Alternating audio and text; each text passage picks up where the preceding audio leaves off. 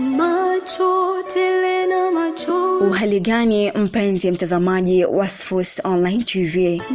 Leo nitakujuza simulizi ya maisha ya Elias Kihombo. Jina langu ni Ajmina Ibrahim, ungana nami hadi tamati. Kuna majina ambayo hayapigi kelele kwenye vitabu vya historia, lakini hupiga kelele kubwa kwenye mioyo ya wanafunzi walioguswa nayo. Moja kati ya majina hayo ni Elias Kihombo, maarufu kama Tanzania 1. Hakuwa na cheo kikubwa serikalini, hakuwahi kumaliza chuo kikuu, lakini alimiliki kitu adimu zaidi, nacho si kingine bali ni kipaji cha kufungua akili za vijana na kuwasha taa ya matumaini gizani.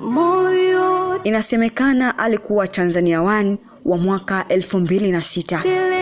Kijana mwenye ndoto kubwa na akili isiyo ya kawaida. Aliwahi kujiunga UDSM akisoma kozi mbili kwa wakati mmoja, Electrical Engineering na Mining Engineering. Wapo waliomuona kama jasiri, wapo waliomuona kama mwenye misimamo mikali.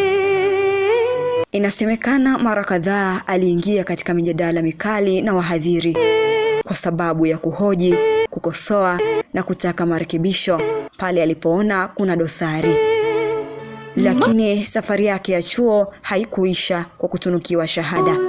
Hakumaliza. Wengi wangeishia hapo, wengi wangevunjika moyo, lakini CTO aliacha chuo akachagua njia ambayo haikuhitaji cheti bali ilihitaji moyo. Akaanza kufundisha tuition. Ndipo jina lake likaanza kusikika mitaani, mashuleni, kwa wazazi na kwa wanafunzi waliokuwa wakihangaika na masomo ya physics na chemistry. Alifundisha kwa kujiamini, kwa ubunifu na kwa lugha rahisi ambayo hata mwanafunzi wa kawaida angeelewa. Alikuwa na mbinu nyingi za kutatua swali moja, akihakikisha hakuna anayebaki nyuma. Ziara zake mashuleni zilifanana na za kiongozi mkubwa, si kwa fahari bali kwa matokeo. Madarasa yalijaa. Wanafunzi waliokuwa wanahofia mitihani walipata ujasiri. Wapo wanaosema baadhi ya madarasa ya kidato cha 4 na 6 aliyoyapitia yalipata zaidi ya 98% kwenye mitihani ya taifa. Wanafunzi wake walijiita manyumbu, jina lililoashiria nguvu, mshikamano na kuamini katika uwezo wao. Lakini nyuma ya tabasamu la mwalimu kulikuwa na mapambano ambayo si kila mtu aliyaona. Kwa mujibu wa taarifa zinazosambaa, mwaka 2020 ulikuwa mwaka wa huzuni.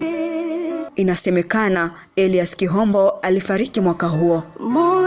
Wengine wanasema msongo mkubwa wa mawazo ulimchosha na kumdhoofisha. Wapo pia wanaodai kuwa vidonda vya tumbo ndivyo vilivyomtoa uhai.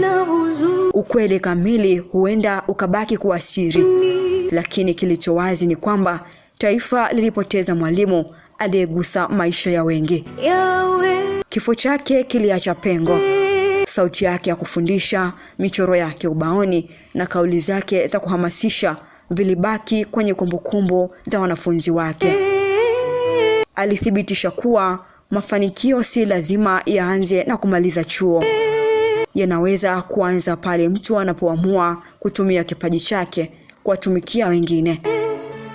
Leo hii jina lake huenda lisipatikane kwenye kumbukumbu rasmi za historia, lakini kwenye mioyo ya manyumbu na wale wote waliowahi kukaa darasani kwake, TO ataendelea kuishi. Pumzika kwa amani, Elias Kihombo. Urithi wako haupo kwenye vyeti, upo kwenye akili na ndoto za vijana uliowainua. Ulikuwa nami Ajmina Ibrahim. Usiache kufuatilia